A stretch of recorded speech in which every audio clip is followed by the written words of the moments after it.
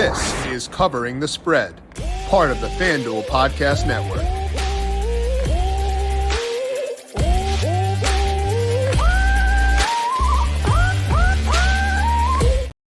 The United States winning streak in the Women's World Cup came to an end last night via a draw with the Netherlands, but I feel like they still played pretty well. We'll talk about that and talk about more Women's World Cup observations with Dr. Ed Feng for today, breaking down his thoughts on the USA versus Netherlands, taking a look forward to the match with Portugal and talking more Women's World Cup. And we'll also talk some college football later in the show as well.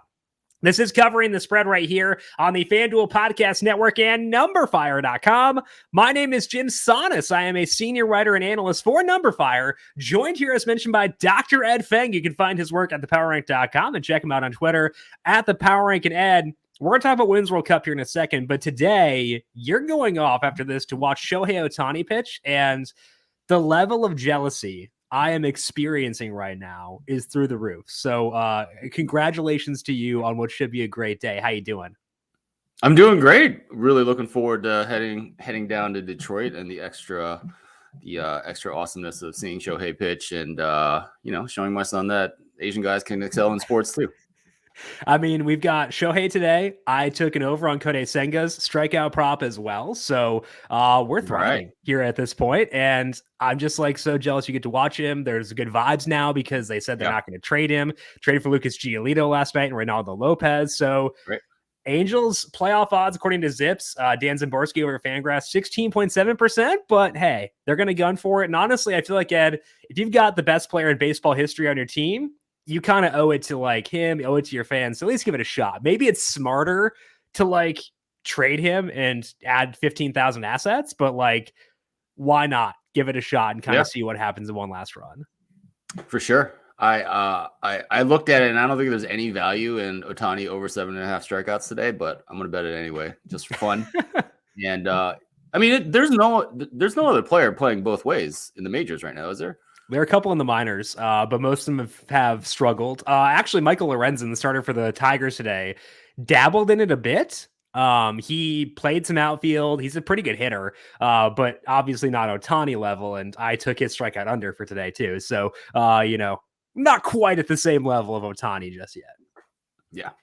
Yeah, I'm looking forward to it. So, and we'll be in the suite thanks to some very kind friends of mine. So yeah, it's going to be great. That's going to be fantastic. Well, enjoy the game today and have fun. Hopefully Ohtani shoves so you and your son can have some fun with that as well. We're going to dive into last night's Women's World Cup game, break down what we saw from the U.S. versus Netherlands, spin it forward and see where we can find some bets in the Women's World Cup as well. But first, a reminder to make sure you're subscribed to Covering the Spread wherever you get your podcasts. We are right here on the Covering the Spread podcast feed, but also FanDuel TV Plus on Amazon Fire, Apple TV, and Roku, and on the FanDuel YouTube page each and every weekday. Make sure you're subscribed wherever you get your podcasts. Where you've got some exciting news over at numberFire beginning now. You can now find all of the numberFire content from the analysts you know over at a new home called FanDuel Research. FanDuel Research is on the FanDuel domain, meaning you can now do your own research on the same site where you place your bets and submit daily fantasy lineups. And don't worry, all the numberFire tools are still in place over at numberFire.com, so your daily process can remain the same for right now. So thank you for all your years of loyalty. We'll be running free rolls over on FanDuel Research for various events next week. I believe it'll be the NFL Hall of Fame game. So if you want to get that free roll link when it is available next week, go to FanDuel.com/research, FanDuel.com/research to get the link for that free play beginning next week, and just check out all the great content over at FanDuel Research. Now let's go back to last night's game, Ed, and talk about that USA versus Netherlands match. It was a draw 1-1, and Ed, you've watched a lot more soccer than me, so I'm gonna toss up my thoughts on the game, and then you can rebut them or agree with them, whatever it may be. But my thought last night watching that game was, it seemed like every pass in the U.S. was like a yard or two off. It seemed as though they were really close to blowing the lid open, but couldn't connect. And again, you know this better than I would, but it could be where they're due for some regression and could explode, or it could be they're just off and might not connect. They're not crisp right now, whatever it may be. So did you think the same thing watching that game? And what were your overall takeaways from the U.S. versus Netherlands? Right. I mean, I don't think they've been crisp. You've seen kind of flashes where they have been. I would say the very end of the Vietnam game, and then there was a stretch of maybe 10 minutes in the second half against the Netherlands where I thought they were crisp. But in general, not so much, right? And you saw a time during this in the very end of the first half where the Netherlands pretty much dominated possession. They were up 1-0, and you were like, oh no, the U.S. was kind of a little bit low on energy in terms of pressing, which is understandable. A team can't what I call psycho press like the entire game. You're just going to wear out your players. That's just not a possibility at the top level of soccer to do that.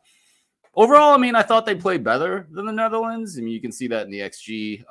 They had about 0.9 compared to about 0.4 for the Dutch. I mean, this is the best opportunity was one in the second half where, the Netherlands put it into about the top of the box and got a really good shot off. It was about 0.2 XG. And it was very similar to a same play that the Netherlands scored against the men in the 2022 World Cup. Slotted it home right in the corner.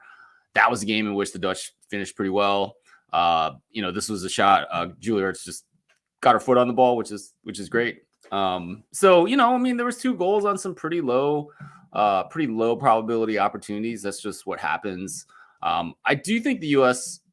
outplayed the Netherlands, but the problem is the Netherlands is not the best team in this tournament. I mean, they're not like the primary contender, and we're going to talk about one of them a little bit later. And I just think like this U.S. thing of like, we're not going to be the most skilled team at this tournament, which I certainly think is true, but we're kind of going to like make up for it with effort and fitness and stuff. That's worked in the past, obviously. That's why there's 4 stars above the crest on the women's jersey. I'm just not sure it flies later in the tournament. So, I mean, there's going to be other teams that are going to be able to outpossess the U.S. and does that come back to bite them? If they go down 2-0 to a Germany, it could be a really long day. So, I certainly don't think it's the end of the world for the U.S. Like I wouldn't take too much from the result 1-1, but I would take a little bit from, I do think, when you say that their passes were a little bit off, that might be flukish in the sense that they could play better. But, for example, I just don't think their passes are going to be as consistently good as a nation like Spain. So when you're watching a match and like, let's say you've got a bet on a team and you're watching them and their passes are a little bit off, like the US's were last night, do you expect regression, or are you just thinking that the crispness is not going to come back? When you watch that, based on your experience of watching soccer, how do you tend to come down on that discussion? It could. I mean, it depends on where the average is, right? Yeah. So, from all I've seen of watching international soccer, which is mostly on the men's side, the U.S. is probably not going to be the best passing team on the women's side in this World Cup. And I actually do think that is going to be true. Does that mean they can't? I mean, I do think there's room for improvement. I do think they'll be better than they have been in the first 2 games. The question is whether that's enough. Yeah, absolutely. So we'll see if they can regain that crispness and get back to it. But again, 1-1, not the end of the world, but a concern given that the Netherlands is not going to be the best team they'll face throughout this World Cup. Next one up for the U.S. is Portugal. That match is coming up on Tuesday, final match of the group stage. I want to ask you, Ed, what did your pre-tournament numbers say about Portugal? And have you seen anything from them thus far in the Women's World Cup? Right. So all the metrics kind of agree that Portugal is in the low 20s. So, for example, like my numbers have them at 21st. It's exactly where the FIFA rankings have them. So it seems like a nation where the women have not reached the level of the men, where the men have consistently been a top 10 team, probably the most skilled team in the world behind Spain. So it doesn't seem like the women have gotten there. I expect probably a pretty easy win for the U.S. They should be able to get it done. I don't think Portugal is going to have even the quality that the Netherlands had. So they should get through with 6 points. We'll see what happens with goal difference and how many the Dutch can put on Vietnam. But should be, let's see, -1. Yeah, that looks about right. That looks about right. I mean, obviously, I think it's going to end up on goal difference. Right. And I think we have a little bit of an edge right now, but the Dutch get to play Vietnam. So, we'll see where that goes. I think that's about right. Yeah, as you were mentioning there, the odds right now to win Group E -115 for the U.S., even money for the Netherlands and of course Portugal is 100-1 right now. So it does seem as though it kind of be just a race to see who can pour it on the most in those final matches. The U.S. taking on Portugal, the Netherlands taking on Vietnam in those final matches of Group Number E. And let's open things up. We've seen a lot of other soccer since we last talked back on Monday. Any other observations from what you've watched there thus far? Any teams you are buying into right now over at FanDuel Sportsbook?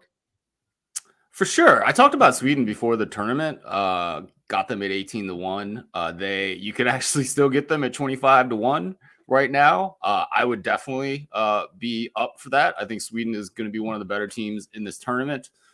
And a team that can give the U.S. a run for their money. I think their odds went down because they didn't have the greatest of performances against South Africa. They were down 1-0, had to score a couple goals to come back and win that game. The goal that South Africa scored was kind of fluky. It was just like a ball that the keeper got her hands on, and then it just literally fell onto the leg of the South African player that, and in XG, that's going to look like, I don't know, like 0.5 or some crazy stuff like that. Sweden dominated the parts of the match that I saw. I don't think their odds should have lengthened like that. So I would take a crack at that if you didn't grab that before the tournament. And then, another rule that I kind of have about soccer is like sharks versus minnows. So there are teams that are dominant and there are teams that are not so good. So, for example, Mexico played Panama in the Gold Cup final. And this was a game that was supposed to be Mexico versus the U.S., but Panama got past the U.S. on penalty kicks in the semifinal. And Mexico was -160 to win. And that just didn't, I had zero numbers on this, but that just didn't seem long enough because Mexico is a power in North America and Panama is really not the third, fourth, or even fifth best team in North America. So that bet sucked for a while, but eventually won. And I think in a couple weeks, we're going to anoint Spain as one of the sharks in women's soccer. They completely annihilated Zambia in this past match, 5-0. And just for I think I mentioned this the other day, but Zambia beat Germany in a friendly before the start of the World Cup. So they're not exactly a pushover, even though they've been pretty terrible in 2 matches so far.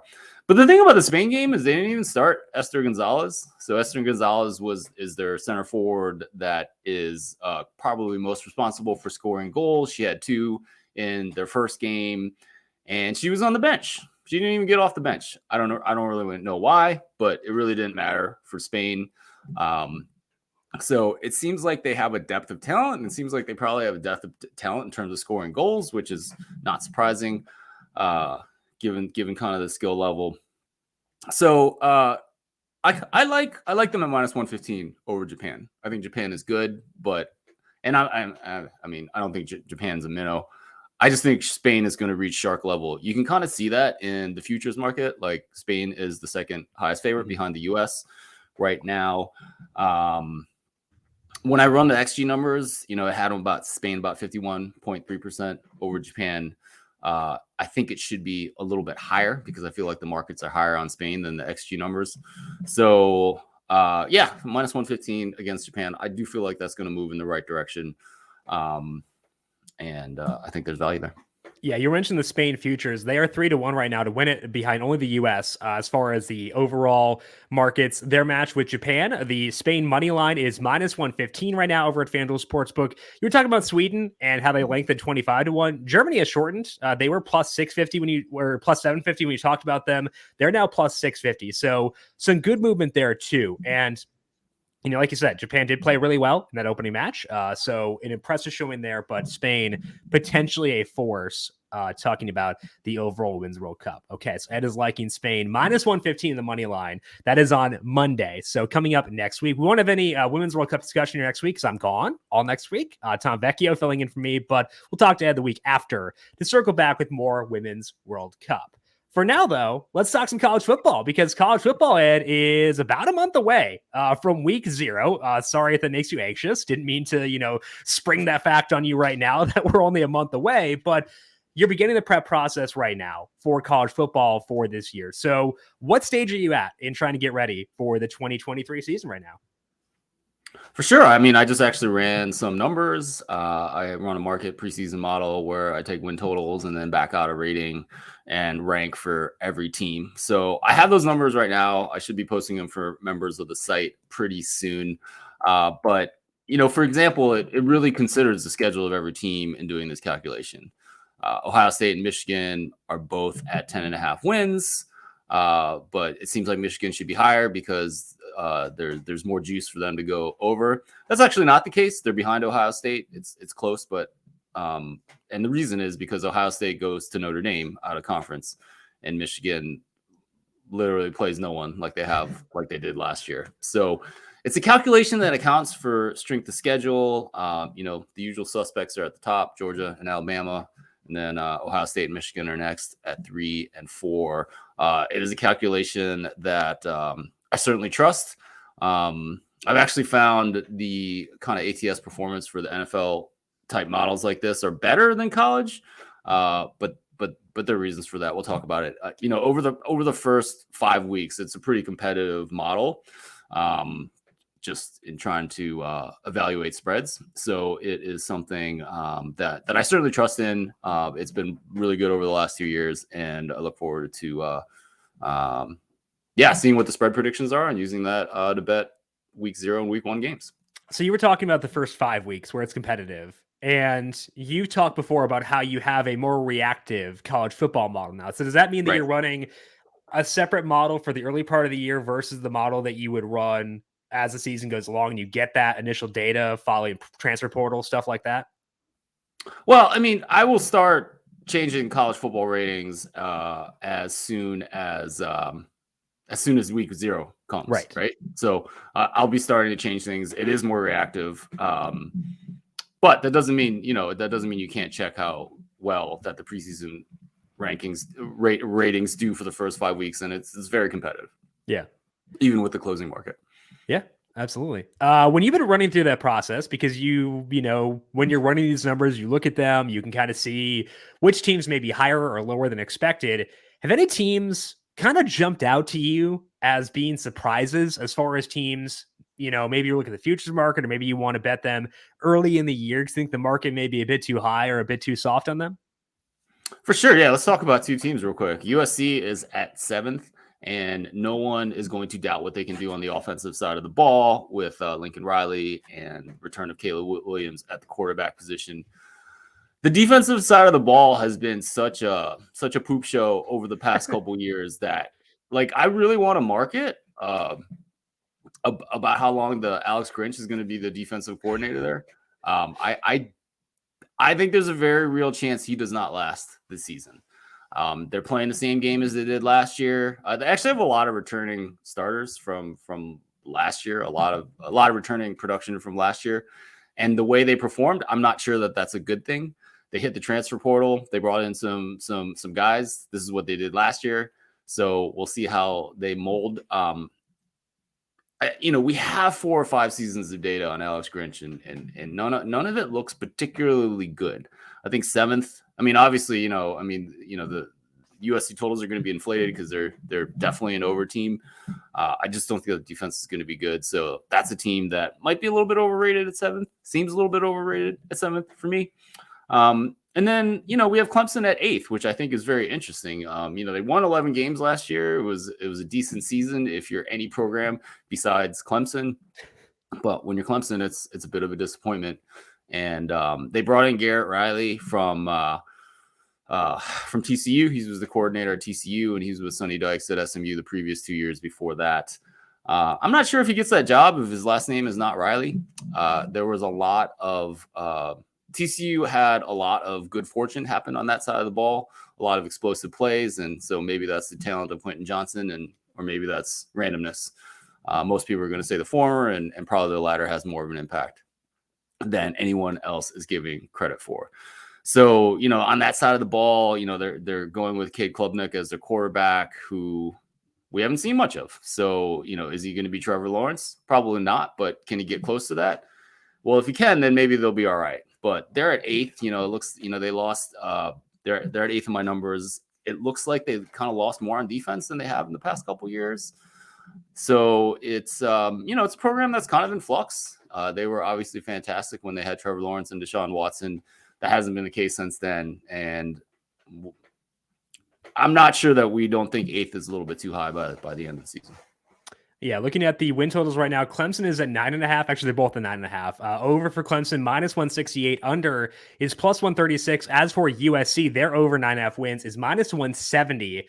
Under is plus 138. And honestly, Ed, I know that USC may be overrated as a result of their bad defense, but that also makes them the best team to watch in college football because you're going to get points. I know you are someone who loves good defense, and I appreciate good defense, but if I can get a 76-point total where you can justify the over, we're cooking with gas, baby. So I know it's not great for their sustainability, for trying to compete in the Pac-12 and compete for a national title beyond that. But from a selfish viewer perspective, game on, baby. Give me all that. Yeah, for sure. I mean, we're gonna see some high totals there, and we'll see. I mean, we'll see how it goes for them. Yep, and Caleb Williams can keep up, so that definitely does help as well. All right, that's going to wrap up the show for today here on Covering the Spread. As mentioned, Ed will be back with us not next week, but the week after. Talk some more Women's World Cup then, recap the group stages, and get ready for the next round in the Women's World Cup. You can find Ed on Twitter at The Power Rank and find him on and find his work at thepowerrank.com. And Ed, of course, we have 5 Nuggets Saturday going on over there. Where can people find that? What else is going on for you at The Power Rank? Absolutely, yeah. Check out 5 Nuggets Saturday. It's my free email newsletter. It's a curated list of bets from me and other people, as well as some analytics heading into the season. Check that out at thepowerrank.com.